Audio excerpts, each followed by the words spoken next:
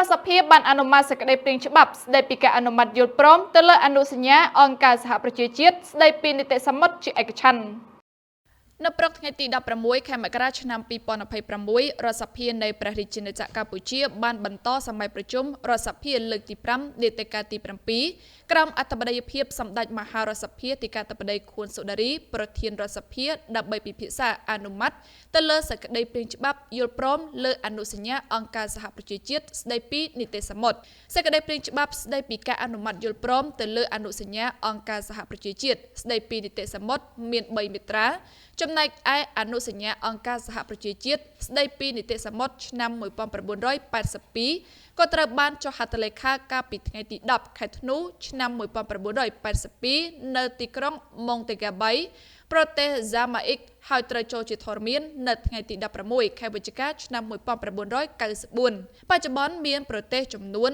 171បានចូលជារដ្ឋភាគីនៃអនុសញ្ញានេះនៅក្នុងក្របខ័ណ្ឌអាស៊ានប្រទេសចំនួន10រួមទាំងប្រទេសឡាវដែលជាប្រទេសមិនជាប់សមុទ្របានចូលជាភាគីនៃអនុសញ្ញានេះរួចមកហើយព្រះរាជាណាចក្រកម្ពុជាបានចុះហត្ថលេខាលើអនុសញ្ញានេះកាលពីថ្ងៃទី1ខែកក្កដាឆ្នាំ1983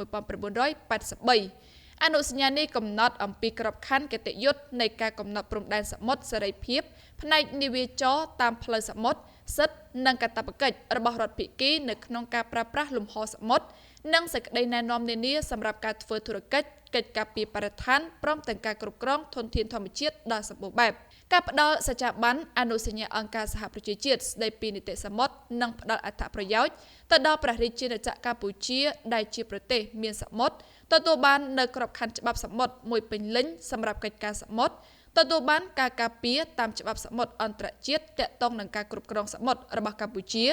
និងការពង្រឹងទូនាទីកម្ពុជាទៅលើឆាកអន្តរជាតិតាមរយៈការពង្រីកកិច្ចសហប្រតិបត្តិការដោយស្មើមុខនៅក្នុងការគ្រប់គ្រងសមុទ្រដោះស្រាយបញ្ហាសមុទ្រជាមួយនឹងបណ្ដាប្រទេសនានានិងមានសិទ្ធិចូលរួមបោះឆ្នោតជ្រើសរើសសមាជិក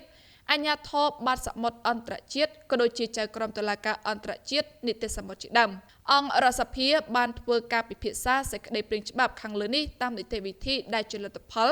អង្គរដ្ឋសភាក៏បានអនុម័តសេចក្តីព្រាងច្បាប់ស្តីពីការអនុម័តយល់ព្រមទៅលើអនុសញ្ញាអង្គការសហប្រជាជាតិស្តីពីនីតិសមុទ្រជាឯកច្ឆន្ទនេះខ្ញុំរ៉ាលីពី Big News